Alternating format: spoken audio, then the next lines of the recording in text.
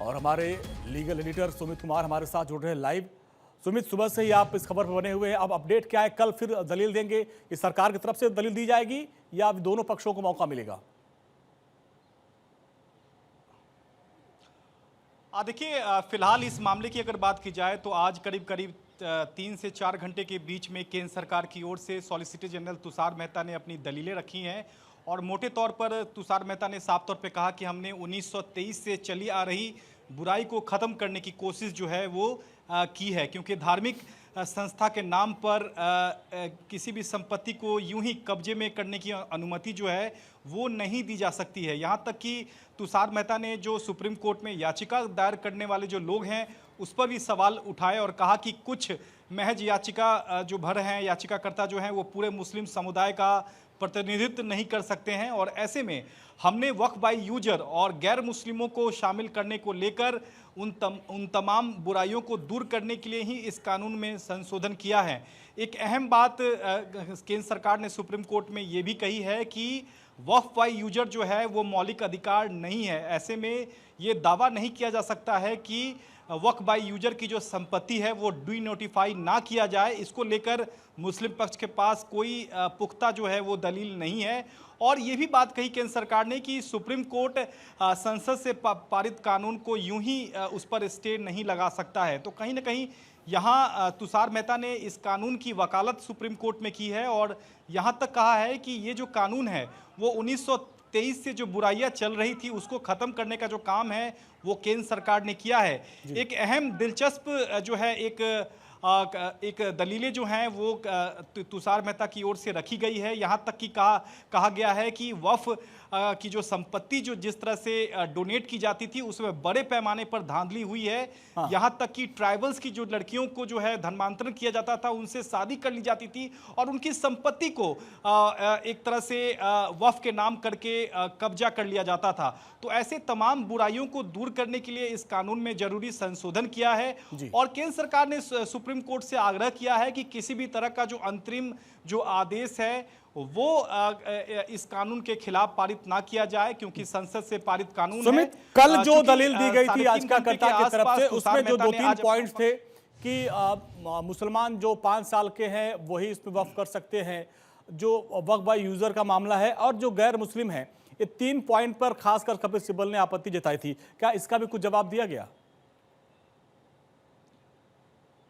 जी बिल्कुल, देखिए तुषार मेहता ने कहा है कि बेवजह का जो है वो भ्रम फैलाया जा रहा है इस कानून को लेकर, क्योंकि 40 करोड़ जो है उसकी अधिकार को संरक्षित करने के लिए ही सरकार ने कानून में जरूरी बदलाव किए हैं, संशोधन किया है। और ऐसे में जिस तरह से वक्फ बाई यूजर को लेकर जो भ्रम फैलाया जा रहा है वो बिल्कुल गलत है, क्योंकि जिस तरह से वक्फ बाई यूजर की जो संपत्ति जो है बिना कागजात के जिस तरह से उसे हक देने की जो कोशिश जो की जा रही थी उस पर लगाम लगाने की जो कोशिश है वो सरकार की ओर से की गई है। चूंकि 1923 से जो प्रथा चली आ रही थी उसमें कई खामियां थी, उसको दुरुस्त यहाँ किया गया है। और एक बात अहम है इसमें कि जो दूसरा जो प्रोविजन है कानून का जिसमें 2 गैर मुस्लिमों को शामिल करने की बात है, उसमें मोटे तौर पर केंद्र सरकार ने कहा है कि अभी हमने सिर्फ ये ऐच्छिक तौर पर रखा है, जरूरी नहीं है कि इसे हम लागू ही करेंगे। तो कहीं ना कहीं इन तमाम बातों का जो जिक्र है वो यहाँ केंद्र सरकार ने किया है। जब सुनवाई खत्म हो रही थी करीब 4 बजे के करीब, तो तुषार मेहता ने कहा कि हमें 10 मिनट का और समय चाहिए कि कल हम अपनी दलीलें जो हैं वो कंप्लीट कर लेंगे। तो कल करीब करीब आधे घंटे के आसपास तुषार मेहता जो हैं वो अपनी दलीलें देंगे। उसके बाद रिबटल आर्गूमेंट्स जो होंगे यानी कि काउंटर आर्गूमेंट्स होंगे। याचिकाकर्ता को फिर मौका सुप्रीम कोर्ट देगा रिजॉइंडर में बहस रखने के लिए। उसके बाद केंद्र सरकार को दलीलें रखने के लिए समय दिया जाएगा। तो उम्मीद ये जताई जा रही है कि कल 2-2.5 घंटे का जो है और समय लगेगा। उसके बाद अंतरिम आदेश देने पर सुप्रीम कोर्ट अपना आदेश जो है वो लंच के पहले तक अपना सुरक्षित रख सकता है। तो निश्चित तौर पर केंद्र सरकार ने जो आज दलीलें रखी हैं उसमें बारी बारी से सभी बातों का जिक्र किया गया है कि किस तरह से इस कानून में जरूरी बदलाव करना जरूरी था और इसका बेजा इस्तेमाल किस तरह से होता था, वक्फ संपत्ति को अपने नाम सुमित, करके आप किस देखिए तरह एक से इस लंबे संपत्ति समय से को आप कई कोर्ट कवर कर रहे हैं। को देखा गया कि जबरन ये जो कब्जा कर कानून लेता था। बना, सबसे ज्यादा इस पे चर्चा हुई, करीब 93 लाख लोगों से बातचीत की गई, जैसा कि सरकार ने कहा। इसके अलावा दोनों सदनों में एक लंबी, घंटों तक 10 घंटे से अधिक बैठक हुई। कल भी 4 घंटे बहस हुई कोर्ट में, आज भी हुई, अब फिर कल और भी मौका दिया गया। इतनी लंबी बहस के बाद भी क्या अब आगे कोर्ट क्या रुख क्या नजर आ रहा है, टिप्पणी से क्या नजर आ रहा है, क्या मजमून नजर आया?